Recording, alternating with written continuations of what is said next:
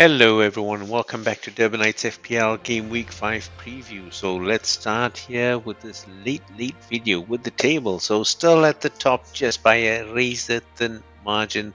Holding on, I'm enjoying it 3 weeks up at the top so far. Very good week for Zakia, coming super close. A slight slip there by Pitch Perfect and Coconut Standard, but it's all still very tight. Quite a few teams over the 200 threshold already, so anything could happen in the weeks to come.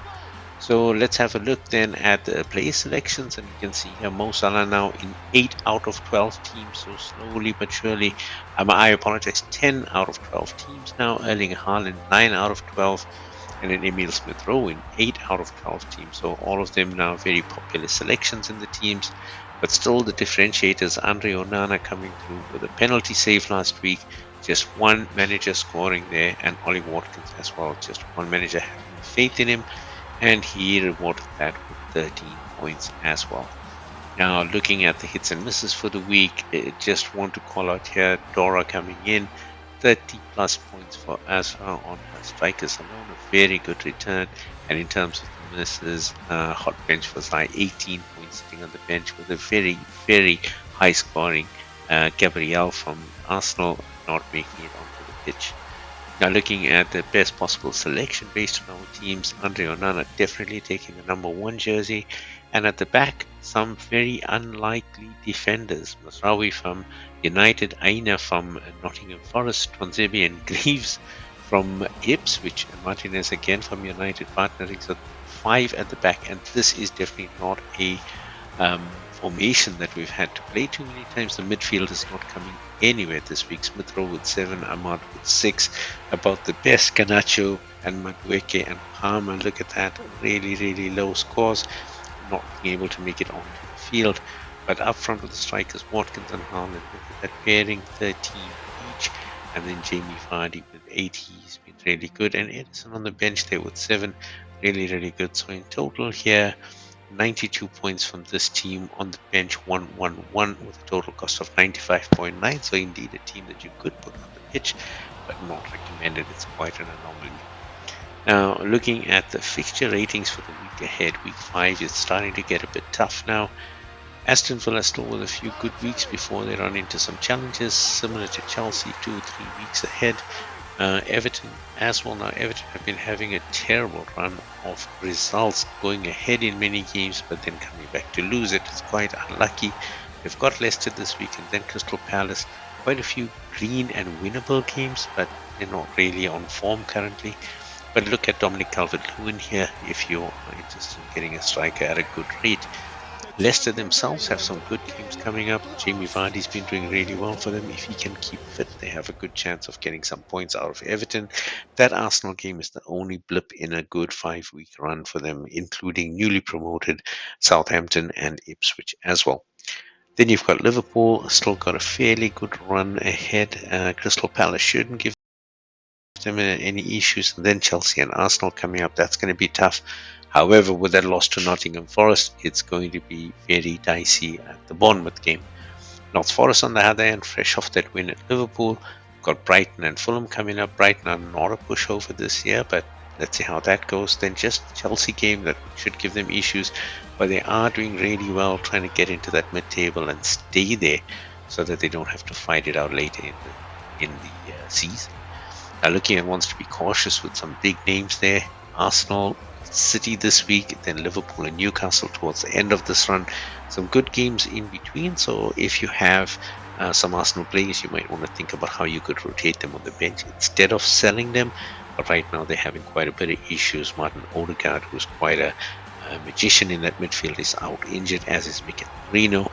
So they're going to have to be playing with some creativity. Let's see what can happen here. And then you're looking at Bournemouth as well. So Bournemouth's got Liverpool, Arsenal, Aston Villa, and Man City in 4 out of the 6 weeks to come. I would not recommend looking at their players right now. Man City themselves, got Arsenal and Newcastle coming up, and then looking at Fulham, Wolves, Southampton, and Bournemouth. So just another couple of games before they go. Still would not sell Erling Haaland if you have him, but maybe think carefully about how you would use him. And not very easy games coming up. Kevin De Bruyne is probably doubtful, so you've got to think about where the creativity will come from as well. Wolves have some very hard games coming up. Three of the top four from last season to come in the next four games, so quite tough for them after a tough start to the season. Brighton have had a very good start. North Forest this week could be iffy. João Pedro's also picked up a bit of a knock. But then they've got Chelsea, Tottenham, and Newcastle, one after the other, with Liverpool to come at the end of that 6-week run. It's not an easy fixture list. Newcastle themselves have had a much tougher start than last season. Now Fulham, City, and Everton to come, and then Brighton before Chelsea and Arsenal. So still some winnable games in here. Definitely some points on the cards, but just be cautious with those teams. Looking at the players themselves, so Alisson is doubtful. So those of you that had Keller as a backup keeper maybe have a chance to play him this week, but Alisson could play as well. Chelsea having some terrible trouble with defenders. Gusto is on the injured list along with Reece James. Everton is still missing Branthwaite, and I believe Tarkowski and Mikalenko are also doubtful. It's going to be tough. Botman still missing in action for Newcastle, which is rather unfortunate, and Ake from Manchester City.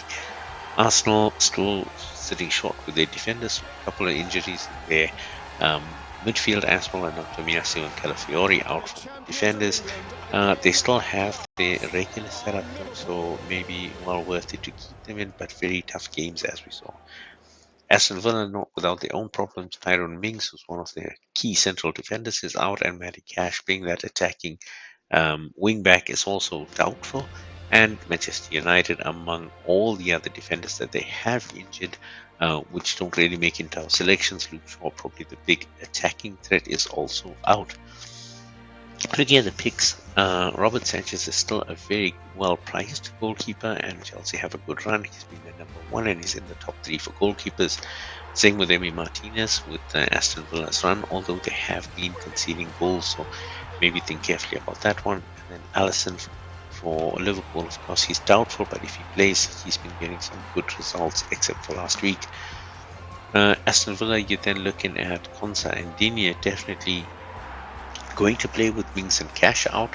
Estupinan for Brighton. If you're looking at an attacking win back, he is really good when he plays. He's just come back from injury, those who might not get a lot of minutes. Same with Trent. A lot of speculation now on whether he might do a New Year move to Real Madrid, so something to watch for there. But for now, he's doing really well for Liverpool. And then, of course, you've got Anthony Robinson from Fulham, who's had a great start to the season. Kukurea for Chelsea, and then for Fana, who has a good chance of playing because of the injuries to Gusto and James. In that midfield, again, look at that. Arsenal missing Odegaard and Merino, quite hectic. Leon Bailey still doubtful for Villa. Solly March out for Brighton. Then you've got De Silva for Brentford, Danilo for Nottingham Forest, Bob and De Bruyne for Manchester City. Palmer's out from the list of doubtful players, so look at him. João Felix still hasn't played a lot of minutes. Noni Madueke after that. Hat-trick has gone a bit quiet, but anyway, still consider them. For now, based on Chelsea's fixtures ahead, Anthony Gordon is always going to be threatening, as is Emil Smith-Rowe, really doing well this season so far. Great start, some challenging fixtures ahead, but let's see how that goes. And then from Liverpool, Salah, Diaz, and Jota, all of them doing really well. Jota playing as that striker, so good chance for points there. From Aston Villa, with the injuries, you're looking at Morgan Rogers and Amadou Onana, both of them having a great start to the season. Morgan Rogers not picking up the points yet, but he is really dangerous. I can only say it a couple more times as well. He's really dangerous. He gets into good positions. Been a bit unlucky. I think the points are going to come. He's a really good and well-priced. So if you're looking for that in your midfield so that you can afford some of the more expensive players, definitely consider him. And then from Leicester, we're putting in Ndidi, who's had a fairly good season so far. With Leicester's run of games, might be well worth the pick. And then Mitoma and Jakub Minte at Brighton have been driving that midfield. Up at the forwards, tough choices. Look at the injury list. Højlund's out from Manchester United, looking to come back maybe this week, maybe next week because of match fitness.